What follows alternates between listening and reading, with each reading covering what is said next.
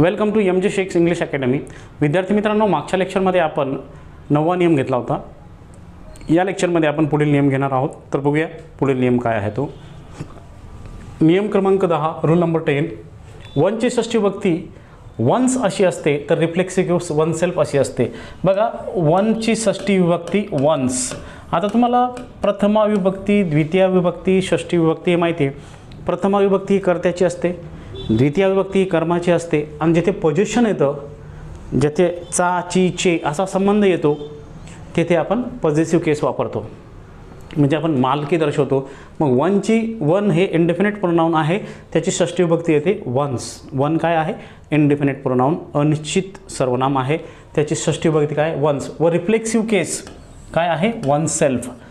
तुम्हाला माहिती आहे रिफ्लेक्सिव्ह म्हणजे काय? आत्मवाचक सर्वनाम असतात, कर्मवाचक सर्वनाम असतात. जसं आयसाठी मायसेल्फ येतो, वीसाठी आवर सेल्फ येतो, यूसाठी युअर सेल्फ एकवचनी असेल, यूसाठी अनेकवचनी असेल तर युअर सेल्फ येतं, हीसाठी हिमसेल्फ येतो, शीसाठी हरसेल्फ येतो, इटसाठी इट सेल्फ येतो, देसाठी देमसेल्फ येतो आणि वनसाठी वन सेल्फ असतो. लक्षात आलं? म्हणजे जो संदर्भ आला ते संदर्भ मी क्लिअर करायचा प्रयत्न करतोय. तर लक्षात आलं मित्रांनो? तर वनची षष्ठी विभक्ती काय असते? One. One, ones, oneself. लक्षात घ्या, वन हा इंडेफिनिट प्रोनाउन, षष्ठी विभक्ती व रिफ्लेक्सिव्ह केस वनची. लक्षात घ्या, म्हणजे वनशी संबंधित काय आहे? Ones, oneself. लक्षात घ्या, पॉझिटिव्ह केस वन्स, तर पॉझिटिव्ह आपलं रिफ्लेक्सिव्ह केस काय? Oneself. तर याच्यात बघूयात, one must do one's duty. बरोबर आहे, ठीक आहे. आता इथे जर हीच राहिला असता तर हे रॉंग झालं असतं. परीक्षेत मोस्टली असाच प्रकार दिला जातो. वनचं वाक्य देतात आणि पुढे पॉझिटिव्ह ॲडजेक्टिव्ह म्हणून तिथं काय देतात, किंवा पॉझिटिव्ह केस म्हणून तिथं हीच देतात, पण वनचं वन्स असतं. लक्षात घ्या, ठीक आहे. One should keep one's promise. बरोबर आहे. One must not press oneself. हे सुद्धा बरोबर आहे, म्हणजे रिफ्लेक्सिव्ह केस काय येईल? वन सेल्फ येईल. लक्षात घ्या, दिलेली तीनही वाक्य बरोबर आहेत. फॉर एक्झाम्पल म्हणून दिलेली होती, ती जस्ट आपण न वाचता काय करायचं, त्याच्यात बरोबर त्याचा सिक्वेन्स आला आहे का, वनसाठी वन सेल्फ किंवा वन्स घेतलेलं आहे का ते बघणं योग्य असतं. जर येथे आपल्याला वाचताना लक्षात आलं तर पुढे आपल्याला सहज कळतं. नेक्स्ट पुढे बघा, मग पुढचं आहे स्पॉट द एरर. आता आपण काय केलं, याच्यात पण स्पॉट द एरर बऱ्यापैकी घेतलेले आहेत. बघा मग, स्पॉट द एरर याच्यात काय? One should keep his promise, no error. मी तुम्हाला बोललो होतो. आता काय आपण काय शिकलो की वनची षष्ठी विभक्ती काय असते? वन्स. बरोबर आहे.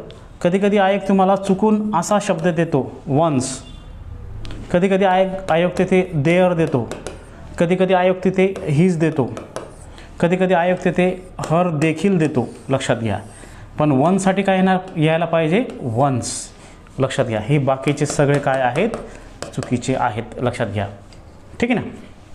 आता पुढे बघा, मग one should keep his promises. His promises नाही, वनसाठी काय येतो हे तुम्हाला माहिती आहे, वन्स येतो, नो एरर. आता कुठे मिस्टेक आहे बघूयात. वन शुड बरोबर आहे, कीप बरोबर आहे, हीज प्रॉमिसेस येथे रॉंग आहे. हीज प्रॉमिसेस, कारण वनसाठी काय येतो? वन्स येतो. बरोबर आहे, येथे काय यायला पाहिजे? One's promises. बरोबर, येथे मिस्टेक आहे. मग ती मिस्टेक कोणत्या सेक्शनमध्ये आहे? सी सेक्शनमध्ये आहे. लक्षात घ्या मित्रांनो. चला, वनची षष्ठी विभक्ती वन्स असते. आता आपण हे लक्षात घेतलं पाहिजे, जेव्हा वाक्यात एव्हरीवन, समवन, एव्हरीबडी,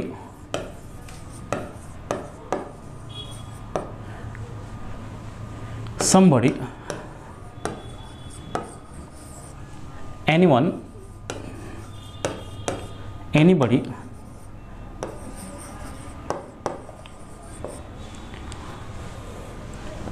none इत्यादी इंडेफिनिट प्रोनाउन असतात. आणि याची षष्ठी विभक्ती जर तुम्हाला भरायला सांगितली तर ती असते हीज. लक्षात घ्या, ती काय असते? ती असते हीज. कोणाची षष्ठी विभक्ती हीज असते? Everyone, someone, everybody, somebody, anyone, anybody, none किंवा नो वन. एव्हरीवन आहे की आपण हा लिहिला आहे, इथे एव्हरीबडी पण लिहिला आहे. लक्षात आलं? यांची षष्ठी विभक्ती काय असते? हीज असते. लक्षात घ्या. रिकामी जागा जर तुम्हाला विचारली षष्ठी विभक्ती भरा म्हणून किंवा एक प्रॉपर अल्टरनेटिव्ह भरा म्हणून तर तिथे हीज घ्यायचं. वनसाठी काय येतो? वन्स. लक्षात आलं? नेक्स्ट पुढचं बघा. One should not tell lies to his friends. One should not tell lies to his friends. आता बघूयात आपण. वन शुड नॉट इथपर्यंत ठीक आहे. नॉट टेल लाईज इथपर्यंत ठीक आहे. टू हिज फ्रेंड्स हिजच्या ऐवजी ते काय पाहिजे? वन्स पाहिजे. काय पाहिजे? वन्स पाहिजे. लक्षात घ्या. मग जो सेक्शन नंबर सी होता तेथे मिस्टेक होती कारण वनची षष्ठी विभक्ती वन्स अशी येते. लक्षात घ्या. नेक्स्ट आता याच्यात शॉर्ट देर आणखी एक. One should respect his seniors. His seniors no error. बघा वन शुड इथपर्यंत बरोबर आहे. रिस्पेक्ट इथपर्यंत बरोबर आहे. हिज सिनियर्सच्या ऐवजी वन्स सिनियर्स पाहिजे. ठीक आहे. नेक्स्ट पुढे. One should exercise their right. बघा आता इथे काय आलं? Their right to vote. No error. बरोबर आहे. One should exercise their vote म्हणजे एक्सरसाइज देअर वोटचा अर्थ काय होतो? इथे हिज वोट पाहिजे, आपला वन्स वोट पाहिजे म्हणजे मतदानाचा अधिकार असा त्याचा अर्थ आहे. तर इथे बघा वनसाठी देअर नाही येत. वनसाठी काय येतो? वनसाठी येईल वन्स. लक्षात घ्या. आता हे सगळं व्हेरिएशन येत जाईल. वन शुड बरोबर आहे. एक्सरसाइज देअर राईटच्या ऐवजी हिज राईट. या देअरच्या ठिकाणी काय पाहिजे? हिज पाहिजे. टू वोट हे पण बरोबर आहे. लक्षात घ्या. मिस्टेक कुठे आहे? मिस्टेक कुठे आहे? बी सेक्शनमध्ये. लक्षात घ्या. वनची षष्ठी विभक्ती वन्स अशी असते. हिज देअर हर अशी नसते. नेक्स्ट स्पॉट द एररमध्ये बघा. One should keep his promises if one wants respect from both friends and enemies. No error. आपल्याला कुठं बघायचं? One should keep his promise. वनसाठी काय येतो? वन्स येतो. लक्षात घ्या. संपला विषय. वन शुड कीप हे बरोबर आहे. हिज प्रॉमिसच्या ऐवजी वन्स प्रॉमिस पाहिजे. लक्षात घ्या. बाकी सगळं बरोबर आहे. बाकीचं काहीच बघायची गरज नाही. लक्षात घ्या. डन. नेक्स्ट पुढचं. आता हे पुढचं बघा. स्पॉट द एरर आहे. One must use his best efforts if one wishes to succeed. No error. वनची षष्ठी विभक्ती काय येते?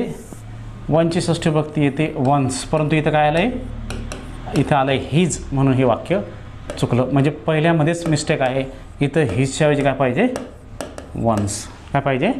वन्स. लक्षात घ्या. डन. नेक्स्ट.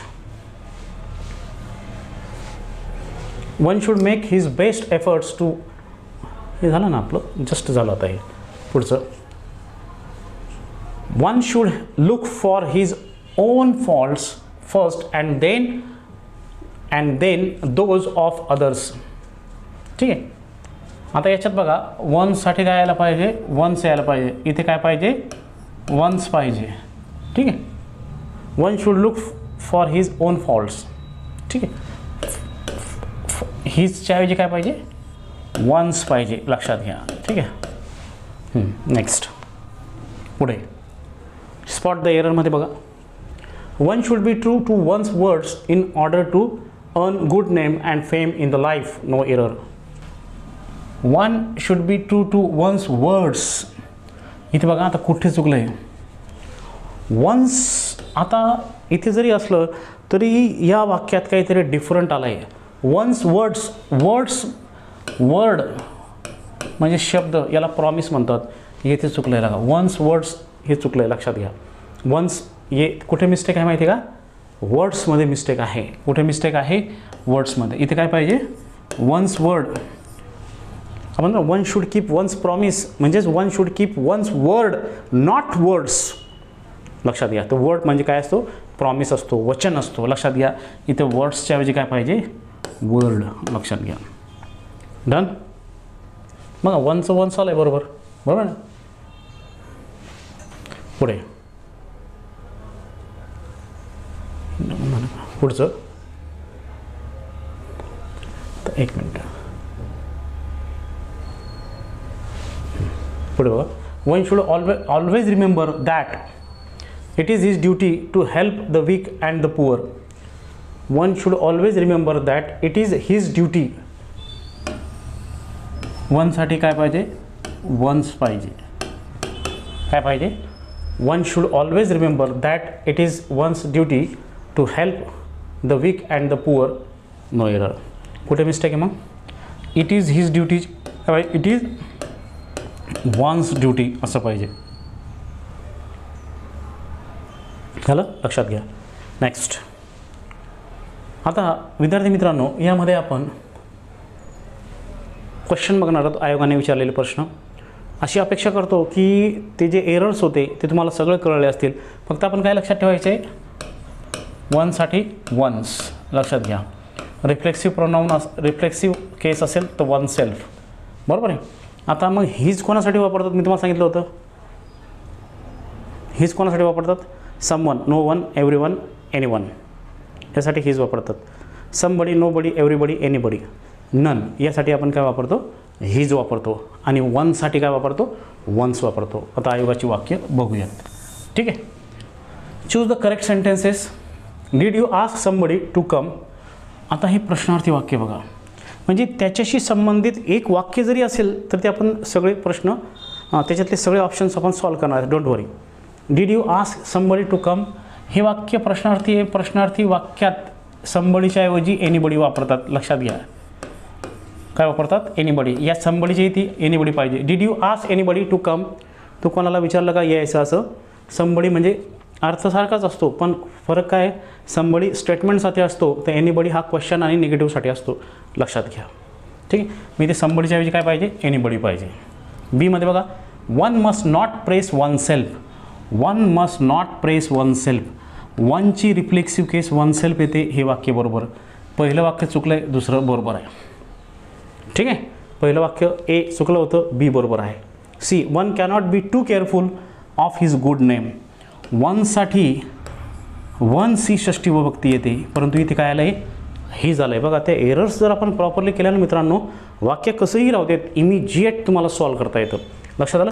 इथे काय पाहिजे मग, काय पाहिजे, वन्स पाहिजे. हे वाक्य चुकलेलं आहे, लक्षात घ्या. ठीक आहे. ए बी सी डी म्हणजे किती, 2 वाक्य चुकलेले. त्याच्यात फक्त बी नंबरचं वाक्य बरोबर आहे. तर बघूयात, ओनली बी करेक्ट. आपल्याला काय विचारलं होतं, करेक्ट सेंटेन्सेस विचारलं आहे ना. येस, करेक्ट सेंटेन्स विचारलं आहे आपल्याला. तर याच्यामध्ये फक्त ओनली बी हे करेक्ट आहे. बाकीचे ए आणि बी हे, ए आणि सी हे चुकलेले आहेत. फक्त त्यामध्ये बी हा पर्याय योग्य आहे, म्हणून त्याचं उत्तर आलं 2. पुढचा प्रश्न बघा. डिपार्टमेंटल STI 2014ला तो प्रश्न आला आहे. Identify the error in the given sentence. एररचा पार्ट ज्या पद्धतीने आपण सुरुवातीला वाक्य दिल्यानंतर एरर घेतोय त्या पद्धतीने. One should do his duty well, no error. वनची षष्टी विभक्ती काय असते, वन्स असते, परंतु इथे काय आलं, ही झालं. म्हणजे कोणत्या पार्टमध्ये मिस्टेक आली, PQR, आरमध्ये. बरोबर आहे. मग आन्सर ऑप्शन कुठे, आर कुठे, आर. मग उत्तर आलं 3. म्हणजे लागले का आपले 36 सेकंद. Not possible. 36 सेकंद तुमचं उत्तर 6 सेकंदात होऊ शकतं. लक्षात घ्या. 36 सेकंद खूप मी 6 तर जाऊ द्या, 10 पकडूया, 15 पकडूया आपण जास्तीत जास्त, जर माइंडसेट असेल तर. Keep in mind. नेक्स्ट, पुढचं वाक्य बघा. When the meeting began everybody took. When the meeting began everybody. आता इथे काय आलं आहे, मी सांगितलं तुम्हाला, someone, no one, everyone, someone, no one, anyone, everyone, somebody, nobody, everybody, anybody. याची षष्टी विभक्ती काय येते, हीज येते. वनची वन्स येते. लक्षात बघा. इथं काय पाहिजे, complete the sentence with the correct option from below. His seat बरोबर आहे. देअर सीट्स येईल का, नाही. देअर सीट येईल का, नाही. वन्स सीट येईल का, नाही. कारण वन कोणासाठी असतो, वन्ससाठी असतो. परंतु वाक्यात काय आलं आहे, एव्हरीबडी आलं आहे, म्हणून तेथे काय येणार, हिज सीट्स. हिज सीट एकवचनी. लक्षात आलं. डन. म्हणजे असं जर आपलं माइंडसेट असेल तर इमिजिएट आपल्याला त्याचं उत्तर येतं. नेक्स्ट, पुढचा प्रश्न बघा. PSI 2004 साली हा प्रश्न आलेला आहे. Fill in the blank with appropriate pronoun. म्हणजे योग्य प्रोनाऊन वापरून वाक्य पुन्हा भरा, असा त्याचा अर्थ आहे. वाक्य काय बघा. One cannot be careful of. वनची षष्टी विभक्ती तुम्हाला माहिती आहे काय येते, वन्स येते. वन्स पर्यायामध्ये कुठे बघा, हिज नाही, माय नाही, वन्स 3 नंबरच्या पर्यायामध्ये आहे, देअर नाही, मग त्याचं उत्तर काय येईल 3. One cannot be careful of one's good name. आलं लक्षात. नेक्स्ट पुढे STI 1997ला हा प्रश्न विचारला आहे. Fill in the blank with appropriate pronoun, म्हणजे योग्य प्रोनाऊन वापरून रिकामी जागा भरा असा त्याचा अर्थ आहे. रिकामी जागा भरा असा त्याचा अर्थ आहे. One should not boast of, वनची षष्टी विभक्ती वन्स असते, लक्षात घ्या. वन्स कुठल्या ऑप्शनमध्ये बघा, हिज नाही येणार, हर्स नाही येणार, वन्स येईल, लक्षात घ्या. इट्स नाही येणार, बरोबर आहे. One should not boast of one's merits असं त्याचं उत्तर येईल. ठीक आहे. वनची षष्टी विभक्ती वन्स असते. नेक्स्ट, आता विद्यार्थी मित्रांनो, आता यामध्ये आपण लक्षात घ्या, हा जो आपण बघितला आता मागचा, हा आपला 10वा नियम होता. 10वा नियम कशाशी संबंधित होता की वनची षष्टी विभक्ती वन्स असते आणि काय म्हणतात त्याला, रिफ्लेक्सिव्ह केस काय असते, रिफ्लेक्सिव्ह केस असते वनसेल.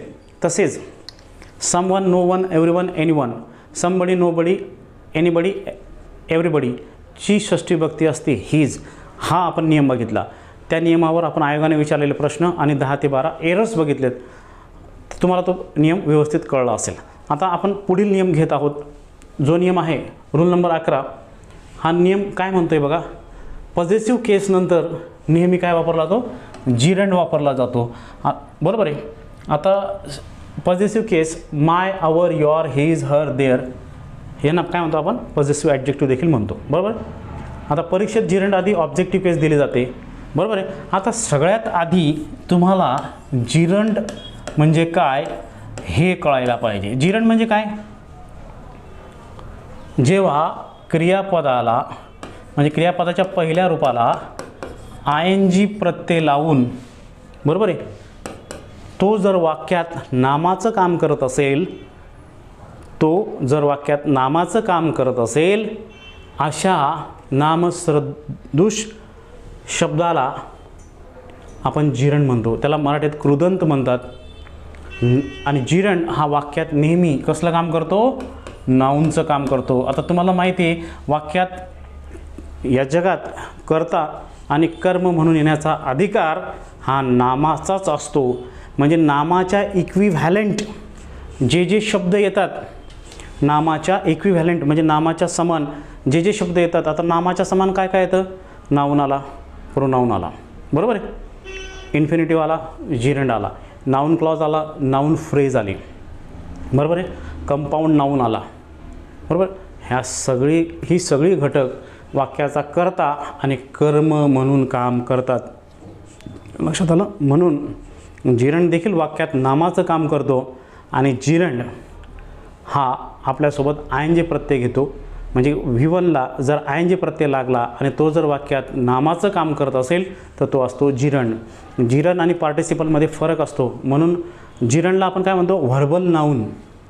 काय म्हणतो, व्हर्बल नाऊन, बरोबर आहे, व्हर्बल नाऊन. आणि पार्टिसिपलला आपण काय म्हणतो, व्हर्बल ॲडजेक्टिव्ह. एक विद्यार्थ्यांनी नेहमी लक्षात ठेवायचं की जिरंड हा बहुत करून नामाचं काम करतो, तर पार्टिसिपल हा ॲडजेक्टिव्हचं काम करतो. लक्षात घ्या मित्रांनो, हाच दोघांमध्ये फरक आहे. दोघांमध्ये ING लागलेला असतो. पार्टिसिपलचे प्रकार आहेत. जिरंड जो आहे हा नामाचं काम करतो, तर पार्टिसिपल हा ॲडजेक्टिव्हचं आणि क्रियापदचं काम करतो. याची विद्यार्थ्यांनी नोंद घ्यावी. ठीक आहे. आता बघा मग नियम काय म्हटला या की पॉझिटिव्ह केस नंतर म्हणजे पॉझिटिव्ह केस नंतर काय वापरला जातो, जिरंड वापरला जातो. म्हणजे परीक्षेत जिरंड आधी ऑब्जेक्टिव्ह केस दिला जाते. आता सगळ्यात महत्त्वाची गोष्ट कशी आहे, काही काही विद्यार्थी म्हणतात की सर पहिले तर जिरंड आम्हाला कळत नाही, जिरंड काय आहे, म्हणून मी तुम्हाला स्पष्ट करून सांगितलं. आणि पॉझिटिव्ह केस काय आहे, म्हणजे नामाचा मालकी हक्क दर्शवण्यासाठी जी विशेषणे वापरली जातात त्यांना पॉझिटिव्ह केस म्हणतात. म्हणजे धिस इज माय हाऊस, हे माझं घर आहे, म्हणजे माझ्या बापाचं आहे असा त्याचा अर्थ आहे. माझं म्हणजे माझ्या बापाचं, मालकी म्हणजे आपल्या बापाचं, असा त्याचा अर्थ होतो. मालकी, ओनरशिप, पोजेशन म्हणजे काय, आपली त्याच्यावर मालकी असते, आपला मालकी असतो, हक्क असतो, त्यालाच आपण काय म्हणतो, पोजेशन म्हणतो, ओनरशिप म्हणतो, राईटफुल ओनर म्हणतो. लक्षात घ्या. ठीक आहे. मग माय, our, your, his, her, their हे जे सगळे शब्द आहेत ते वाक्यात कसलं काम करतात, पॉझिटिव्ह ॲडजेक्टिव्ह, म्हणजे त्यांना मराठीत आपण म्हणतो स्वामित्वदर्शक विशेषणांचं ते काम करतात. आलं लक्षात, स्वामित्वदर्शक विशेषणाचं ते काम करतात. आणि आपला आता मूळ रूल काय होता, मूळ बेस आपला काय होता तर नियमाचा, तो बघूयात आपण आता. परीक्षेत जिरंड आधी ऑब्जेक्टिव्ह केस दिले जाते. तुम्हाला पॉझिटिव्ह केस कळली, जिरंड काय असतो हे कळलं, बरोबर आहे. आता आपल्याला काय म्हटलं आहे नियम, पॉझिटिव्ह केस नंतर जिरंड वापरला जातो. म्हणजेच तुम्हाला माय, our, your, his, her, there नंतर जर रिकामी जागा असेल आणि तिथे क्रियापदाचं किंवा योग्य ऑप्शन भरा असं जर दिलं असेल तर तिथे नेहमी काय येईल, जिरंड येईल. तिथे काय येईल, नेहमी जिरंड येईल. म्हणजे ING फॉर्ममधलं असलेलं नामयुक्त क्रियापद येईल. विद्यार्थ्यांनी याची नोंद घ्यावी. परीक्षेत आपल्याला फसवण्यासाठी काय दिलं जातं, जिरंडच्या आधी ऑब्जेक्टिव्ह केस दिले जाते. ऑब्जेक्टिव्ह केस म्हणजेच काय, मी, अस, यू, हिम, हर, देम दिले जाते. लक्षात घ्या. ठीक आहे. यांना ऑब्जेक्टिव्ह केस म्हणजे आपल्याला फसवण्यासाठी या जिरंडच्या आधी काय दिलं जातं, काय दिलं जातं, ऑब्जेक्टिव्ह केस दिले जाते. लक्षात घ्या. ऑब्जेक्टिव्ह केसमधला फरक कळला, सब्जेक्टिव्ह केसमधला फरक कळला, जिरंड काय आहे हे कळलं. आता आपण एक्झाम्पल्स बघूयात. ठीक आहे. आता यामध्ये please excuse my coming late हे वाक्य बरोबर आहे. Please excuse my coming late, my coming बरोबर आहे. आता याच्यात माय काय आला, पॉझिटिव्ह ॲडजेक्टिव्ह, कमिंग काय आला, जिरंड, बरोबर आहे. तर आय काय करतो, प्लीज एक्सक्यूज मी आपण नेहमी ऐकतो, बरोबर आहे ना, एक्सक्यूज मी ऐकतो म्हणून आपली काय होते, आपली फसवणूक होते. एक्सक्यूज मी कमिंग लेट असं आपल्याला आयोग देतो. आपण म्हणतो एक्सक्यूज मी, बरोबर आहे, असं म्हणतो आपण. पण आपला नियम काय म्हणतो की पॉझिटिव्ह ॲडजेक्टिव्ह नंतर नेहमी जिरंड असतो किंवा जिरंडच्या आधी नेहमी पॉझिटिव्ह ॲडजेक्टिव्ह असतो. लक्षात घ्या. दोन्ही प्रकारे नियम विचारला आयोगाने. काय विचारलं आहे, कधी कधी येथे रिकामी जागा विचारली आहे तर कधी कधी येथे रिकामी जागा विचारली आहे. म्हणजे कमिंगच्या आधी पॉझिटिव्ह ॲडजेक्टिव्ह येतो आणि पॉझिटिव्ह ॲडजेक्टिव्हच्या नंतर जर तुम्हाला नॉन फायनाईट वर्ब विचारला किंवा क्रियापदाचं रूप भरा योग्य नामयुक्त तर तिथे जिरंड येतो. लक्षात घ्या. पुढे we are sorry for our being late. आता बीइंग हा काय आहे, इथे जिरंड आहे. लक्षात घ्या. आवर काय आहे, पॉझिटिव्ह ॲडजेक्टिव्ह आहे. We are sorry for us असं तुम्हाला आयोग देईल. अस तिथं अस नाही पाहिजे, काय पाहिजे तिथे, आवर पाहिजे. कारण अस म्हटलं तर काय ऑब्जेक्टिव्ह केस आहे, आवर म्हटलं तर काय आहे, पॉझिटिव्ह केस आहे. म्हणून लक्षात घ्या. जिरंडच्या आधी नेहमी पॉझिटिव्ह केस येते, पॉझिटिव्ह केस नंतर नेहमी जिरंड येतो. हे दोन्ही नियम लक्षात ठेवा. कारण परीक्षेत आयोग तुम्हाला दोन्ही रिकामी जागा विचारतं. कधी पॉझिटिव्ह ॲडजेक्टिव्हची जागा विचारेल, नाहीतर कधी जिरंडची जागा विचारेल. लक्षात घ्या. ठीक आहे. नेक्स्ट पुढे बघूयात. Spot there is no objection to him. काय आलं इथे, to him joining the feast if he is willing,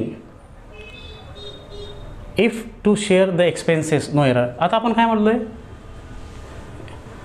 joining, बरोबर आहे, जॉईनिंग आहे. जॉईनिंगला काय यायला पाहिजे, लक्षात घ्या. जॉईनिंगला काय यायला पाहिजे, जॉईनिंगला येथे हिमच्या ऐवजी काय यायला पाहिजे, हिज यायला पाहिजे. काय यायला पाहिजे, हिज यायला पाहिजे. लक्षात आलं. मग येथे मिस्टेक आहे, बरोबर. आता बघा, there is no objection to him. आता बघा इथं लिहिलं आहे, इथं काय पाहिजे, हिज पाहिजे. इथं काय पाहिजे, हिज दिले, his joining the feast if he is willing, if to share the expenses. लक्षात आलं. आता आपला नियम काय म्हणतो, हा जिरंड आहे जॉईनिंग, त्याच्या आधी नेहमी काय येणार, त्याच्या आधी नेहमी काय येणार, पॉझिटिव्ह केस येणार. हिमच्या ऐवजी तिथं काय पाहिजे, हीच पाहिजे. लक्षात घ्या. Next spot there. He does not like me coming so late. He does not like me coming late. Coming हा जिरंड आहे, मग याच्यानंतर काय पाहिजे, मीच्या ऐवजी काय पाहिजे, ऑब्जेक्टिव्ह केसच्या ऐवजी काय पाहिजे, पॉझिटिव्ह केस पाहिजे, माय. काय पाहिजे, पॉझिटिव्ह केस पाहिजे, माय. ठीक आहे ना.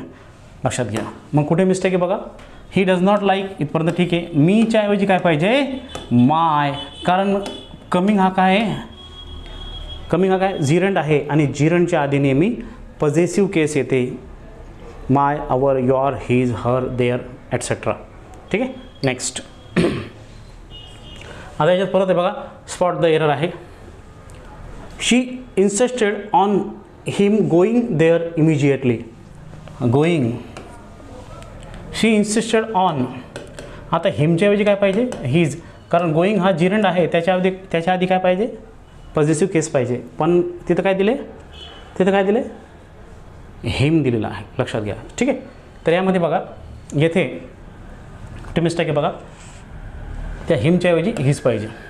आता येथे सगळ्यात महत्त्वाची गोष्ट, शी इन्सिस्टेड ऑन हिम, हिमच्या ऐवजी हिज पाहिजे, लक्षात घ्या. येथेच एरर आहे.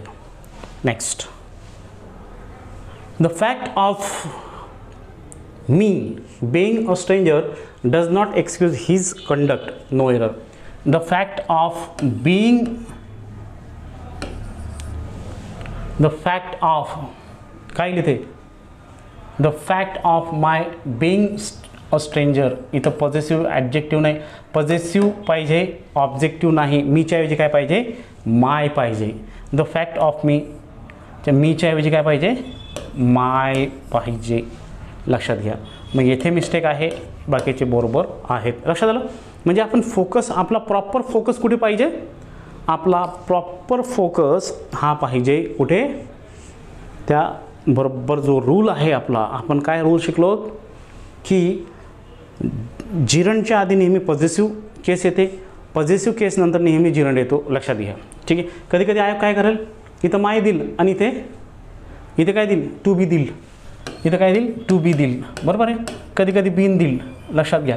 ठीक आहे. परंतु इथे काय पाहिजे बिईंगच पाहिजे, आलं का लक्षात. असे आयोग देऊ शकतो, म्हणजे त्या बिईंगच्या ऐवजी आयोग इन्फिनिटिव्ह पण देऊ शकतो, बरोबर आहे की नाही. That's it.